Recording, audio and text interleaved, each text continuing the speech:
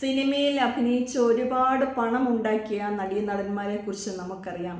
എന്നാൽ ഒരു കാലത്ത് സിനിമയിൽ നിറഞ്ഞു നിൽക്കുകയും അത്യാവശ്യത്തിന് പൈസ സിനിമയിൽ നിന്ന് ഉണ്ടാക്കുകയും ചെയ്ത ചുരുക്കം ചിലരെങ്കിലും അവരുടെ സ്വത്തുക്കൾ മുഴുവനും നശിച്ച് അല്ലെങ്കിൽ മറ്റുള്ളവരാൽ അപഹരിക്കപ്പെട്ട് ഒന്നുമില്ലാതായി തീർന്നവരുണ്ട്. ഈ അവസ്ഥയിലൂടെ കടന്നുപോയ കുറേയേറെ നടീനടന്മാരെ കുറിച്ച് നമുക്കൊന്ന് കണ്ടു നോക്കാം. ആദ്യമായിട്ട് നമ്മൾ പറയുവാനായിട്ട് പോകുന്നത് ചാർമിള എന്ന നടിയെക്കുറിച്ചാണ്. 90കളിൽ അഭിനയ രംഗത്തേക്ക് വന്ന ഒരു നടിയാണ്. അവരെ ബാലതാരമായിട്ടാണ് സിനിമയിൽ എത്തുന്നത്. ചെന്നൈയിലെ പ്രശസ്തനായ ഒരു ഡോക്ടറുടെ മകളുമായിരുന്നു. അവരെ സംബന്ധിച്ചിടത്തോളം വിവാഹത്തിന് മുൻപ് ബാബു ആൻ്റണിയുമായിട്ട് അഗാധ പ്രണയത്തിലാകുകയും അവസാനം ബാബു ആൻ്റണി ഇവരെ വിവാഹം കഴിക്കാമെന്നുള്ള തീരുമാനത്തിൽ നിന്ന് പിന്നോട്ട് പോവുകയും അതിനെ തുടർന്ന് വളരെ മനോവിഷമം അനുഭവിച്ച ചാർമിള ആത്മഹത്യ ചെയ്യാനായിട്ട് കൈഞ്ഞരമ്പ് മുറിക്കുകയും ഒക്കെ ചെയ്തത് വലിയൊരു വിവാദമായിരുന്നു. എന്തായാലും ആ ഒരു സംഭവത്തോടെ ചാർമിളയുടെയും ബാബു ആൻ്റണിയുടെയും കരിയറിൻ്റെ പരാജയമായിരുന്നു എന്നുള്ളതാണ് യാഥാർത്ഥ്യം. പക്ഷേ രണ്ടു കൂട്ടരും കുറച്ചു കാലം കൂടിയൊക്കെ സിനിമയിൽ അഭിനയിച്ചുവെങ്കിലും ഈ വിഷയമൊക്കെ കഴിഞ്ഞതിന് ശേഷം വളരെ പെട്ടെന്ന് തന്നെ ചാർമിള ഒരു വിവാഹ ജീവിതത്തിലേക്ക് കടക്കുകയാണ് ഉണ്ടായത്. എന്നാൽ അവരുടെ വിവാഹ ജീവിതം തികച്ചും പരാജയമായിരുന്നു. അതിനുശേഷം അടുത്തൊരാളെ വിവാഹം കഴിച്ചു, അതും പരാജയമായിരുന്നു, നമ്മുടെ കിഷോർ സത്യ. ഇങ്ങനെ ചാർമിളയെ സംബന്ധിച്ചിടത്തോളം 3-4 വിവാഹങ്ങൾ കഴിക്കുകയും അതുപോലെ ലിവിങ് ടുഗദർ പങ്കാളികളായിട്ട് പലരും ജീവിതത്തിൽ വരികയൊക്കെ ചെയ്തു. പക്ഷെ ഇവരെല്ലാവരും ഒരർത്ഥത്തിൽ അല്ലെങ്കിൽ മറ്റൊരർത്ഥത്തിൽ ചാർമിളയെ ചൂഷണം ചെയ്യുകയും ചാർമിളയുടെ സ്വത്തുകൾ അപഹരിക്കുകയും ചെയ്തിട്ട് അവരെ നിർദാക്ഷിണ്യം ഉപേക്ഷിക്കുകയാണ് ചെയ്തത്. അതുപോലെ തന്നെ സിനിമയിൽ സജീവമായിരുന്ന കാലത്തൊക്കെ ചാർമിളയെ സംബന്ധിച്ചിടത്തോളം അവർക്ക് അഭിനയിച്ച് കിട്ടിയ പണം പലപ്പോഴും ഭർത്താക്കന്മാരുടെയൊക്കെ ഒപ്പം വിദേശ രാജ്യങ്ങൾ സന്ദർശിക്കുന്നതിനും ആർഭാട ജീവിതം നയിക്കുന്നതിനുമായിട്ടാണ് അവർ ചെലവഴിച്ചതെന്നും റിപ്പോർട്ടുണ്ട്.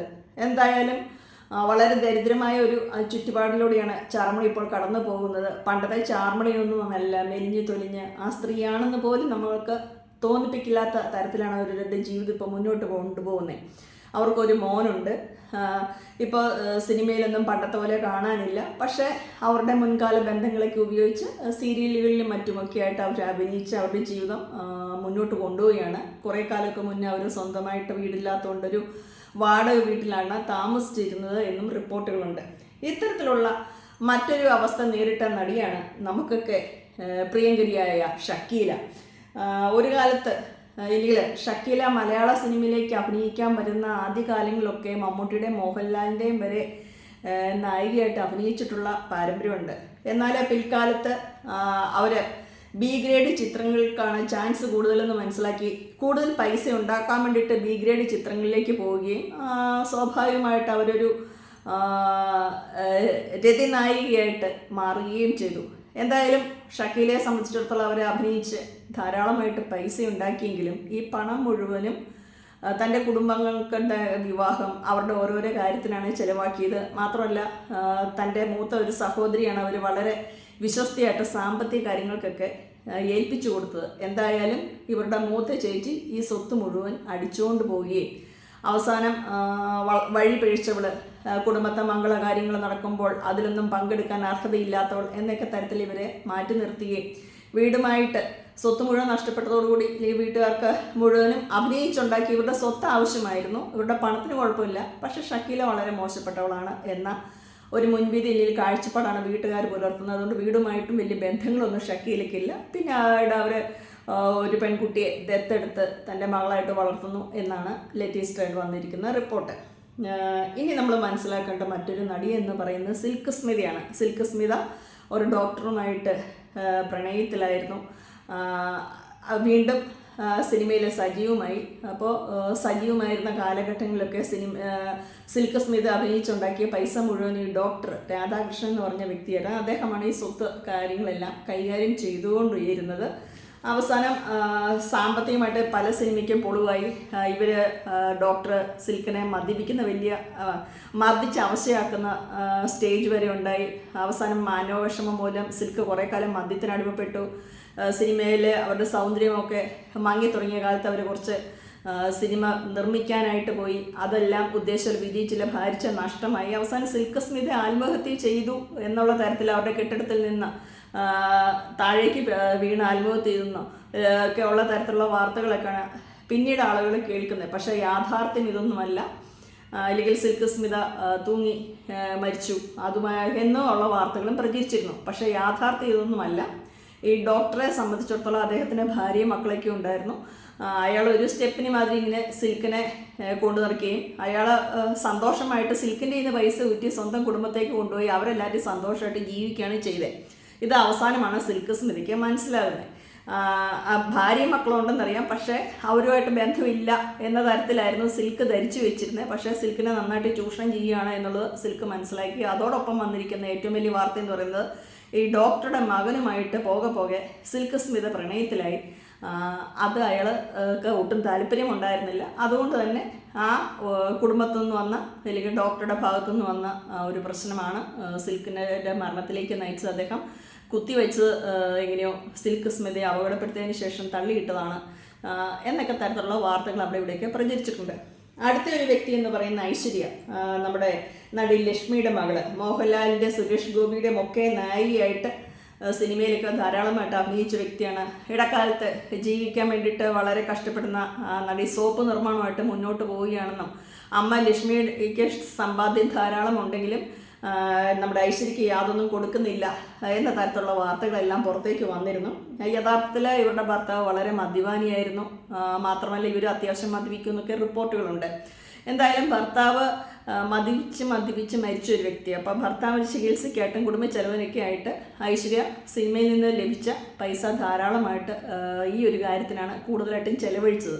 പോരാത്തന്നെ ആർഭാട ജീവിതത്തിനും. എന്തായാലും അവസാനം ഭർത്താവ് രോഗബാധിതനായിട്ട് മരണപ്പെട്ടു. പിന്നെ സിനിമയിൽ ഉദ്ദേശിക്കുന്ന രീതിയിൽ എന്നും നിറഞ്ഞു നിൽക്കാൻ പറ്റില്ലല്ലോ. പോകെ ഐശ്വര്യയ്ക്ക് സിനിമയിൽ അവസരങ്ങളൊക്കെ കുറഞ്ഞു. അങ്ങനെയാണ് അവർ കഷ്ടപ്പാടിലേക്ക് നീങ്ങേണ്ടതായിട്ട് വന്ന്. എന്നാലിപ്പോൾ അവർ സീരിയലിലൊക്കെ വീണ്ടും സജീവമായിട്ട് തൻ്റെ ജീവിതം തിരിച്ചു പിടിച്ചുകൊണ്ടേയിരിക്കുകയാണ്. ഇതുപോലുള്ള ഒരു വ്യക്തി എന്ന് പറയുന്നത് നമ്മളെ സംബന്ധിച്ചിടത്തോളം നമ്മുടെ കനക എന്ന് പറഞ്ഞ നടിയെ നമുക്കറിയാം. ഗോഡ് ഫാദറിലൊക്കെ അസാധ്യ അഭിനയം കാഴ്ചവെച്ച നടിയാണ് കനക.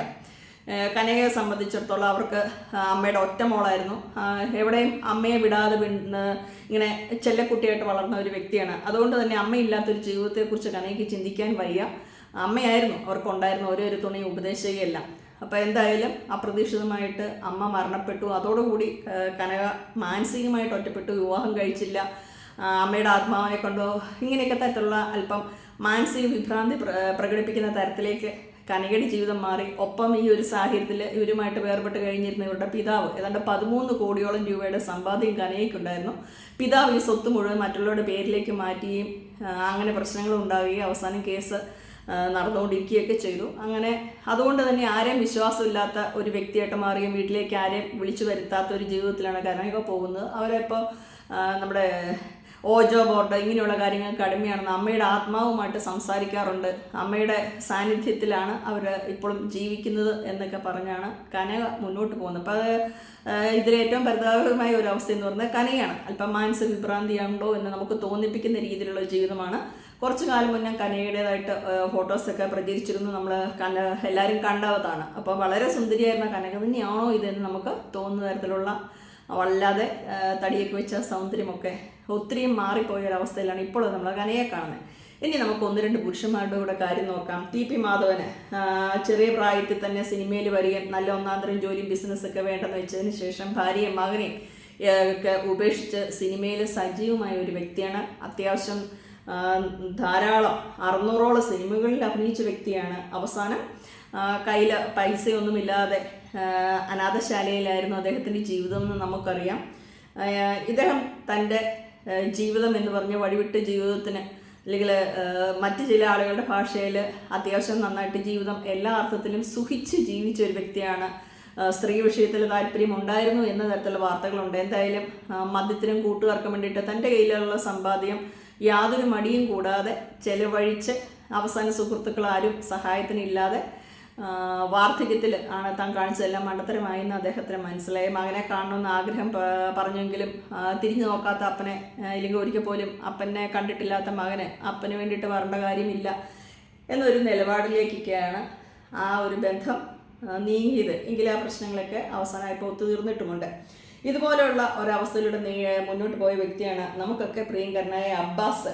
അപ്പോൾ അബ്ബാസ് സിനിമയിൽ നിന്ന് ഒരിടവേള എടുത്തു. അതായത് അത്രമാത്രം തിരക്കിലായിരുന്ന അബ്ബാസ് സിനിമ നിർമ്മിക്കാനോ അങ്ങനെയുള്ള ചില കാര്യത്തിനൊക്കെ നീങ്ങിയപ്പോൾ അദ്ദേഹത്തിന് ഉദ്ദേശിച്ച പോലെ അതിൽ വിജയമുണ്ടായില്ല. മാത്രമല്ല അബ്ബാസ് നിന്നിരുന്ന ആ സമയത്ത് തന്നെ അതിശക്തമായിട്ട് സിനിമയിലെ പ്രമുഖരായ മറ്റ് പല നടന്മാരും ആ സ്ഥാനത്തേക്ക് കടന്നു വന്നു. പിന്നീട് ജീവിതത്തിൽ ഒരു പറിച്ചു നടൽ ആവശ്യമാണെന്ന് തോന്നി അദ്ദേഹം ന്യൂസിലൻഡിലേക്ക് താമസം മാറി. അവിടെ ഒരു മെക്കാനിക്കലായിട്ടും കൺസ്ട്രക്ഷൻ കമ്പനിയിലൊക്കെ ജോലി ചെയ്യുകയും പെറുക്കുകയൊക്കെ ചെയ്ത് ധാരാളം പൈസയൊക്കെ സമ്പാദിച്ചു. അപ്പോഴാണ് ഈ സിനിമാ നടൻ എന്നുള്ളതിൽ നിന്ന് വ്യത്യസ്തമായി യഥാർത്ഥ ജീവിതം എന്താണെന്ന് താൻ അറിഞ്ഞു. ആ ജീവിതം താൻ ആസ്വദിക്കുന്നു എന്നൊക്കെ അദ്ദേഹം പറഞ്ഞു. പക്ഷേ പിന്നീട് സിനിമയിലേക്ക് തിരിച്ചു വരാൻ അദ്ദേഹം ആഗ്രഹിക്കുകയും അതിനു വേണ്ടിയിട്ടുള്ള ശ്രമങ്ങളിലൊക്കെ ഏർപ്പെടുകയും ചെയ്തെങ്കിലും ഉദ്ദേശിച്ച പോലെ വിജയം കണ്ടിട്ടില്ല. എന്നാലും എന്തെങ്കിലും താൻ തിരിച്ച് സിനിമാ ലോകത്തേക്ക് തന്നെ വരുമെന്ന് സജീവമാകുമെന്ന് ഇപ്പോൾ താൻ ജീവിതം കുഴപ്പമില്ലാതെ സിനിമയെ ഇല്ലെങ്കിൽ കൂടിയും തന്നെ ജീവിതം നല്ല രീതിയിൽ മുന്നോട്ട് കൊണ്ടുപോകുന്നു എന്നാണ് അബ്ബാസ് പറഞ്ഞത്. അപ്പോൾ ഇത്രയും നടീനടന്മാരുടെ അവസ്ഥയെന്ന് പറയുന്നത് ഇവർ ധാരാളമായിട്ട് പൈസ സമ്പാദിച്ചെങ്കിലും അവസാനം അത് മറ്റു പലരും കൊണ്ടുപോയി എന്നുള്ളതാണ് യാഥാർത്ഥ്യം. ഇതുപോലെ തന്നെ മറ്റു പല ആളുകളും ഉണ്ട്. വണ്ടിച്ചക്കൊക്കെ ധാരാളം വാങ്ങി നശിച്ചു പോയ വ്യക്തിയാണ് ബാലങ്കേ നായർ. അങ്ങനെ പല വ്യക്തികളുമുണ്ട്. പക്ഷേ ഏറ്റവും കൂടുതലായിട്ട് മറ്റുള്ളവർ സ്വത്തടിച്ചുകൊണ്ട് പോയ നടീനടന്മാരെന്ന് പറഞ്ഞാൽ ഇവരാണ്.